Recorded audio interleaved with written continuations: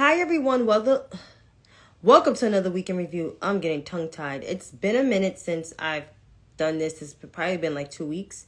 It's been a busy 2 weeks. The most busiest probably like month ever. It's a high season on my job, on my day job, but I'm glad to be here with all you good people. Some of you come in, that's great, that's fine. So here we are. So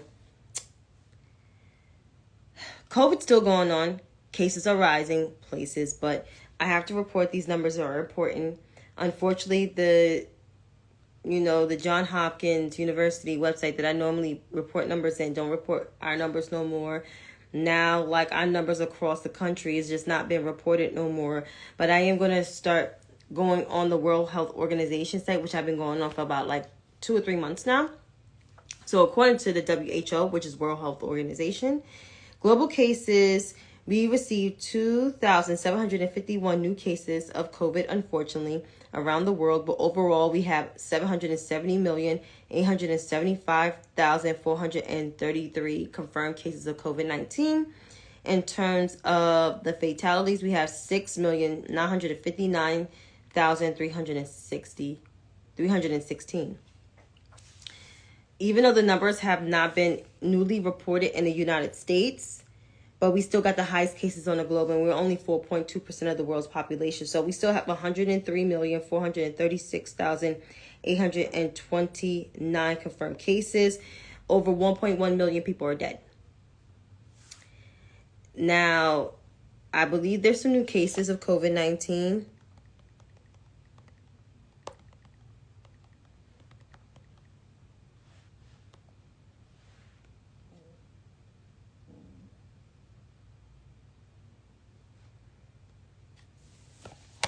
I think the CDC is like, no, the CDC, I don't think reported it.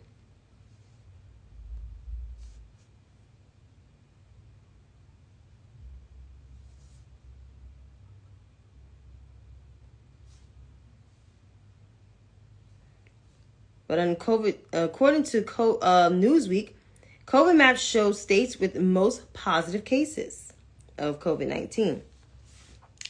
So states like Kansas, Nebraska, Iowa, and Missouri saw 15% of tested returned positive for COVID-19. So if the numbers do appear, which they don't, that I can tap this area. A map of U.S. regions, according to Newsweek, that is shaded in, I believe, yellow came back positive. States shaded orange have a positivity rate from 15 through 19.9%. And yellow is 10 to 14%. And the green is 5 to 5.9. So my state is highlighted in yellow. So it's 10 to 14%. And you see, like in the midsection of the Midwest, the states I just named have positive rates. And keep in mind, most of those states, except I believe Kansas, have Republican governors. So it's not surprising to me that the cases are ticking back up. And I won't be surprised if we have to go back to indoor masking. I won't be surprised if there's going to be more COVID restrictions that's going to come into play because the seasons are changing. Flu season is here. Cold season is here. I just re-up on some Vapor Rub cough drops. Well, Vapor cough drops. And I have Vapor Rub and I have cough medicine. But yeah, COVID is going to be back on the rise. It's going to be a new variant. Don't know what the name is, but it's bound to be here. So even though we have a curb on COVID, it's still not done with us. It's still here with us. It's not going to go away probably till like next year or maybe 2025. Because of the first year response being botched up, thanks to the previous administration, now it's taking a minute for the COVID to like evaporate and to get a ramp on this, and then have to debunk all the vaccine disinformation is just a headache and a half. And it's been a headache and a half, so that's exactly why it's taking a little longer. So I encourage people, if you have not received the vaccine, which I'm like, it's still free. Like, the vaccine's been available to us for the last 2.5 years. Go get vaccinated. It doesn't even hurt. I've been vaccinated. I've been double boosted. Probably will get another booster. And mask up. Being vaccinated doesn't prevent you being vaccinated still don't save you from COVID, but it prevents you from being hospitalized. Yeah. And it also doesn't exonerate you from not wearing your mask. So wear your mask. That's it. That's what you gotta do. So, on to politics. So, it's been a very newsworthy week because now the season is changing and people are back at work. Congress, to be exact. But there's drama on the Hill. So, let's get right into it. I believe in an hour and 16 minutes, the government will shut down. Because it was a deadline. This deadline has been repeated over again for a spending bill, which is always due at the end of September, to keep our government open and funded with all the programs and people's jobs. And now it's a showdown. So, according to CNN Politics, the U.S. embraces for a government shutdown, funding deadline looms. And keep in mind, we're in the middle of a recession. And the fact that the GOP now has a House with the weakest speaker of the House in U.S. history, in both parties, is the second person in line to become the president if anything happens to the president and vice president. All of this shit is going to fall on his ass. Yeah, woo child. So according to CNN, U.S. embraces for another government shutdown, funding deadline looms. Within less than 2 days to go until the critical deadline to extend federal funding, Congress is barreling towards a government shutdown as lawmakers has yet to reach a deal. The Senate put together a bipartisan proposal to avert a government shutdown, but House Republicans have thrown cold water on the plan, leaving the two chambers at an impasse.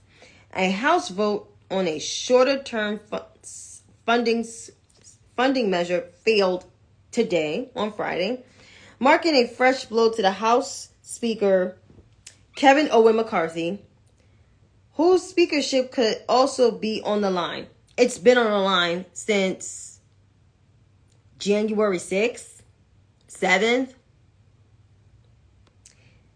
And shutdown could have enormous impacts across the country, from air travel to clean drinking water. Many government operations will have to come to a halt while services deemed essential would continue without pay. 1.3 million U.S. service members and their families braced for no pay. 1.3 million active duty troops. The paycheck received Friday could be their last until the government funding is passed, though they would continue to work. Yeah, they're in a disarray. Nicoletti was in Alexandria, Virginia Friday with a meeting with other spouses and members of the Military Family Advisory Network Board. And then is the president of AFAN told CNN that military families are just getting by. Everyone's living paycheck to paycheck. Thank you, Ronald Reagan. And a missed paycheck could be devastating.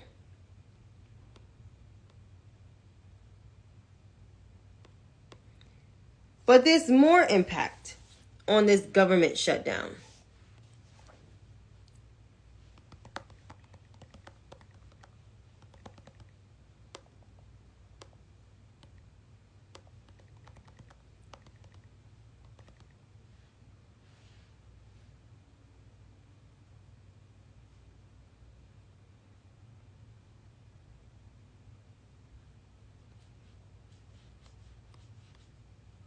So here's what the Center of American Progress have put out. On October 1st, 2023, the U.S.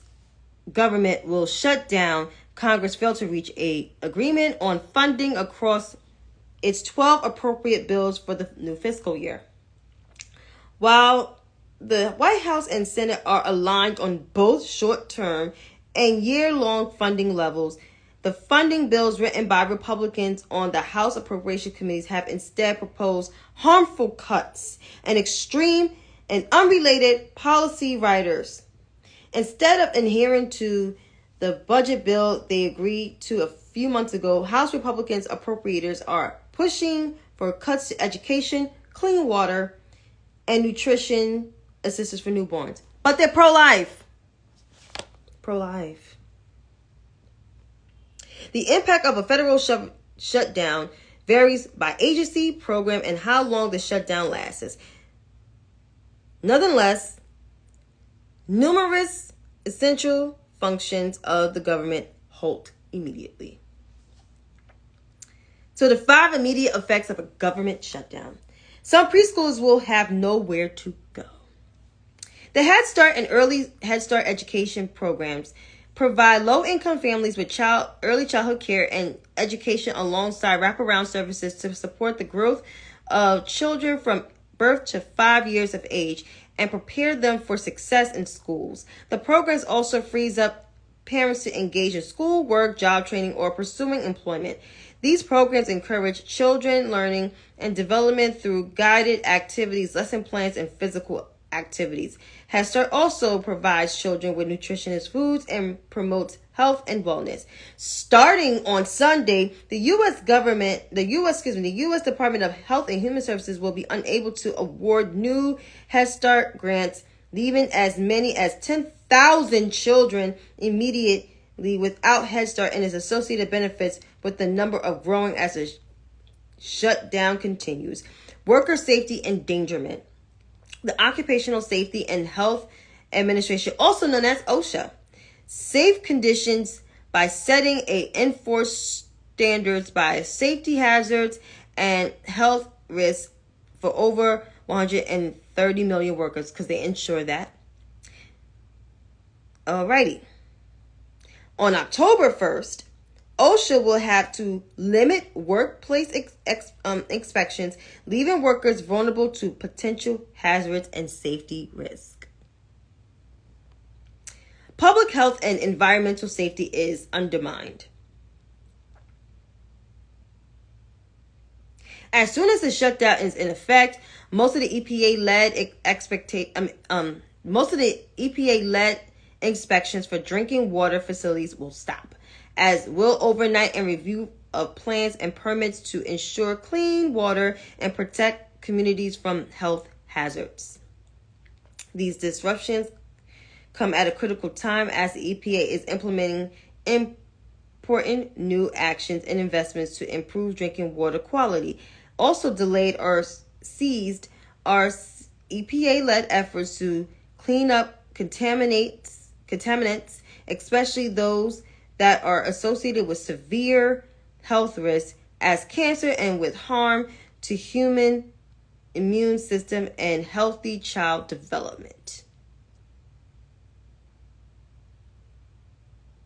Yeah. Millions of workers will go without pay. That includes my auntie who works for the government. For more than 4 million people are direct employees of the federal government, with more than half of them civilians, and millions are employed by companies through federal contracts.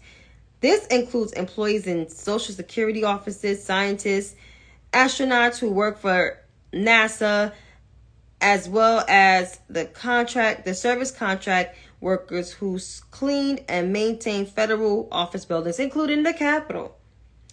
With the expectations of a very small minority of workers who funding comes from mandatory funding from the funding to pay federal employees comes through an annual appropriations process.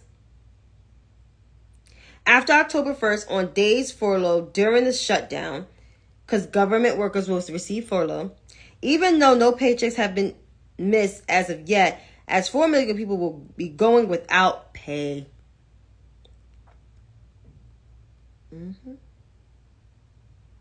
So, let's see what Republicans want to cut. I know I'm being lengthy, but it's very necessary.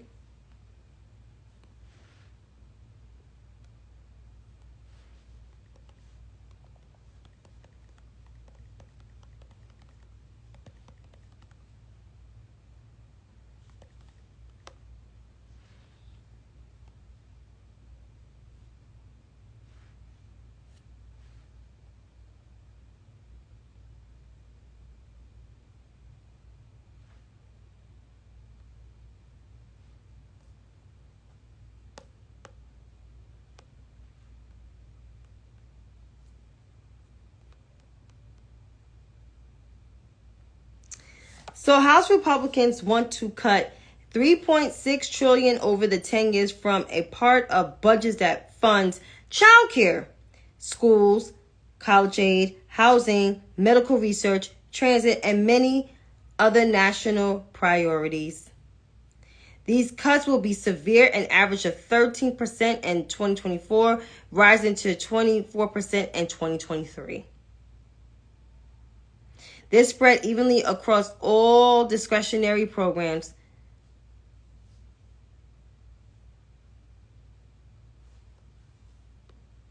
That includes housing, childcare, social services, and other needs. Stefanik, who I want to read because she's from Staten Island, okay? There are no cuts to veteran benefits in the VA and in the Limit, Save, and Grow Act. But you have 50,000 black people in your constituency, along with the white people you represent in Staten Island that don't got no money. But okay, girl, act like you don't pretend.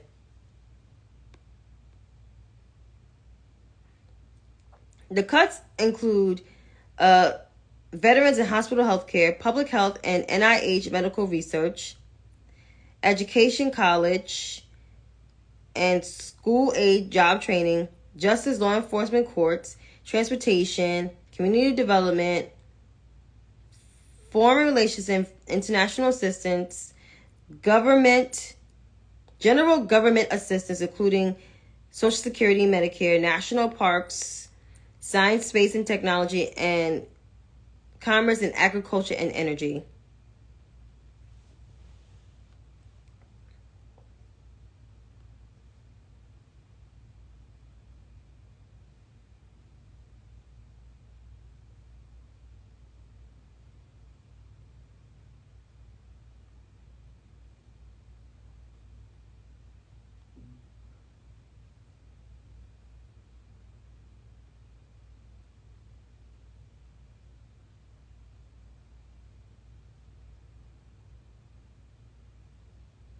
The cuts are steeper than education funding reductions proposed by the Center of Renewing America, a think tank led by Russ Vought, Donald Trump's White House budget director. The think tank put out a budget proposal in December that called for cutting $8.2 billion for the Department of Education elementary and secondary education programs, which includes Title I grants. House Republicans would cut $14.7 billion from Title I in 2024 fiscal year compared to the previous year. From the Center of Renewing America proposed cutting $8.2 billion from almost 30 elementary and secondary education school programs in 2023 fiscal year compared to the 2021. The Title I cuts are included by one of the appropriation bills that haven't made out of committee yet, because nobody ain't fucking with that shit. Democrats warn Republicans that proposed cuts could cost up to over 220 teachers their jobs, and teaching unions have mobilized to lobby against them, as they should.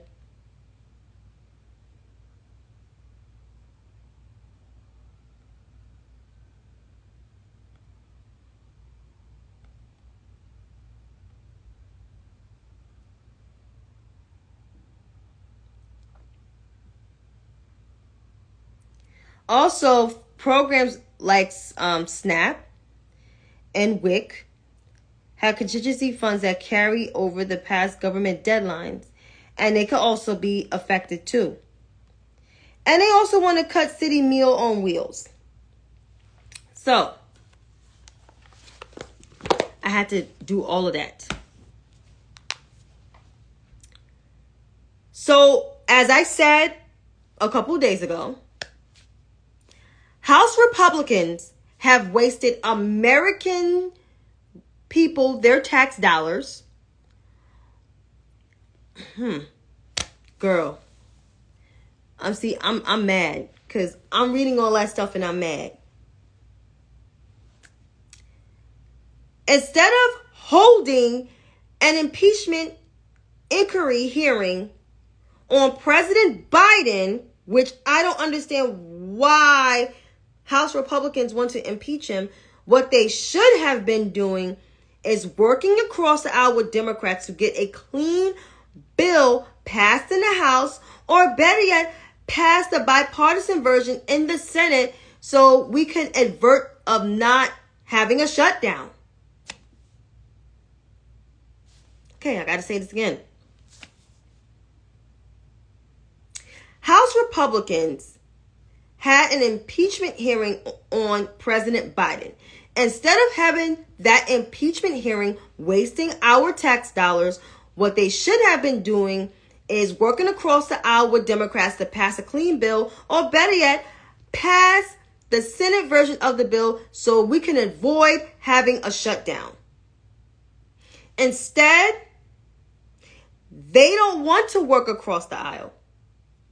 Today's Republican Party, and it's been going on for the last decade, refuse to work across the aisle. Bipartisan is a rare word. And I'm surprised in the Senate, there's still some type of bipartisanship, which that may not last forever. But I digress. House Republicans, on the other hand, are a hot-ass mess. They're janky, they're ghetto, because they are ghetto. And I'm not because of the way they're acting, it's because of the way they conduct themselves. The lack of decorum is beyond me.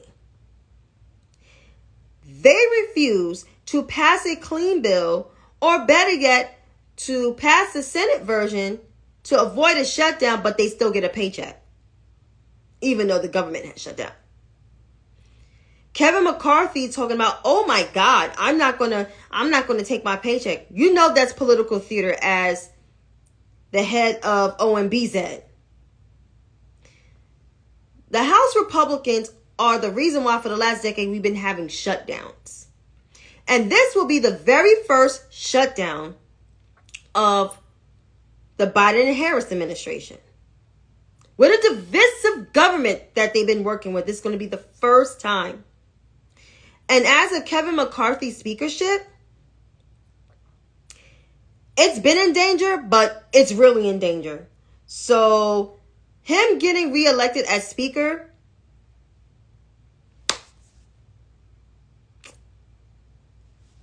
is no words. It's done. Bye, Kevin. But people coming after the Biden and Harris administration, they work with very little. They're working with very little support from the other side of the aisle. It's bad enough we got to deal with our own ideological, infighting. But one thing about us, we get shit done. Democrats, we get shit done. But the Republican Party, they're a hot-ass mess. And yeah, Rep. Crockett did read them to filth. Because, they're impeaching him because he loves his son. And let's keep in mind that Hunter Biden is Joe Biden's surviving son, only surviving son left, with his surviving daughter. They got no shame in their game. But anyhow, the Republican Party is a whole mess. They're in a disarray. They don't want to work with Democrats. They don't want to pass bills. They want to shut down the government, want to blame Democrats for not working with them. But y'all the ones that don't want to work with the president. Y'all don't even want to work with other Democrats in different chambers of the House and the Senate. So why people vote for Republicans in this country, I still have no idea. When their ideological views don't even represent most people in the country. 70% of the country is center left. There's barely any conservatives there. Barely any. If anything, there's extremists more than conservatives, but there's no traditional conservatives. That shit is dead. Okay? That Ronald Reagan dream they trying to revive, Ronald Reagan was not the end all be all. Ronald Reagan was just as extreme as Donald Trump. The difference is he knew how to communicate his words. However, his policies have harmed black people too. But I digress. Overall, the Republican Party's a mess. They're in a disarray. I don't understand why people vote for them. They're not the party for the people anymore. They haven't been for a very long time, and they will not be. They will lose the House in 2024. Granted. So as I carry on. Of course, that bum has to go to court on Monday. But the judge already made their ruling on one. I don't know if it was like a ruling or find him liable of. Well, he found him liable of fraud. So this is like the end of Donald Trump in terms of him being here. He's going downhill. But don't be surprised if people still ride with him. But people are still rocking with him. And speaking of people still rocking with him, the GOP debate. My assessment, let me be real, because I am not in the Republican world. I am not a Republican. I am a registered Democrat and a lifelong one and a blue dog one. And some people criticize me about it, but I don't care. The Republican debate was a shit show. It was a minstrel show. It was a clown show. It was a mess. It was a whole ass mess. There was no substantive issues discussed. There was no policy issues put forth to the American people. There was no examples on how to pass legislation in a bipartisan fashion. There was just no vision for the country that came out of these 7 candidates on stage. No matter if Donald Trump was there or not, there was no real winner there. And honestly, to tell you the truth, none of those candidates, it's bad enough they're not ready to battle Donald Trump, but none of those candidates are not ready to battle President Biden. None of them. They will all lose in a debate just on policy discussed alone and how to govern this country alone. They will look like amateurs, and President Biden was just standing there like, this is a whole bunch of malarkey. Because that's how he talk. This is just, it was a mess. It was a mess. Okay? A whole ass mess. But people willing to vote for this clown show. So let these people vote for this clown show. Just letting you know, you are better off today than you were 3 years ago. So don't listen to people like Alyssa, Stephanie Grisham, even Cassidy Hutchinson. None of those Republican pundits. Because you are better off today than you were 3 years ago, 4 years ago, 5, 6, 7 years ago. Because with this administration, you are able to rejoice with your families because you got the COVID vaccine for free. You got good internet. Your roads are being fixed. You get to get baby food for your kids if you're a new mom. You got more money, in your taxes. You are better off than you were. So think about that. It was something in my nose. It was crazy. And just to end the night, Dianne Feinstein We received news that she passed away this morning. She was a trailblazer. She was the longest serving senator as a woman in the Senate for 30 years. So that's a huge deal. Dianne Feinstein has a legacy that no one can compete with. Dianne Feinstein was a trailblazer. She was an advocate. She was a stateswoman. She was a woman that wore many hats. And there were times where, most of us didn't agree with her when it comes to her stances on on foreign policy or any other issues. But when it came to decorum, when it came to fighting for people, she always stood her ground on the issues. LGBTQ plus rights, she was a big staunch advocate for it before it became mainstream to some of these so-called influencer folks, right? She was always in the front lines. Back in the 70s. Women's rights, she was on the front lines for that one. And just keeping our country safe. So her legacy will not be forgotten. It will always be remembered. And I know I'm looking down because I'm looking at my notebook to make sure I'm staying on task. I have a message for those who are trying to bash the late senator and trying to get their fave on a seat. If it wasn't for Dianne Feinstein, the ones that are bashing her, most of you would not have the rights that you will have today. I'm talking to the white women. I'm talking to folks in the LGBTQ plus, even though I'm not part of your community, but you wouldn't have the rights that you will have today. And as for, let's see, it's time to address the white liberals. I try not to do this often because I'm often criticized for it. I'm often being called divisive, angry, you name it. But what I saw today on my social media, I can't help it but to just get this out off my chest.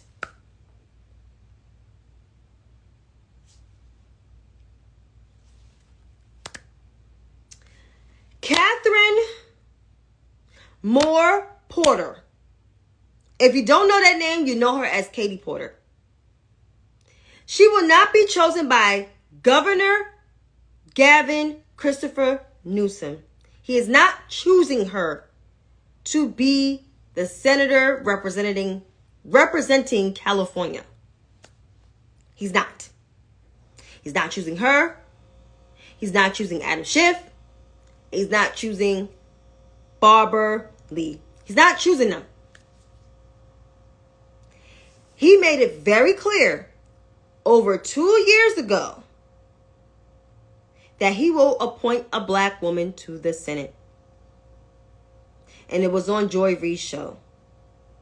And we will hold him to that word.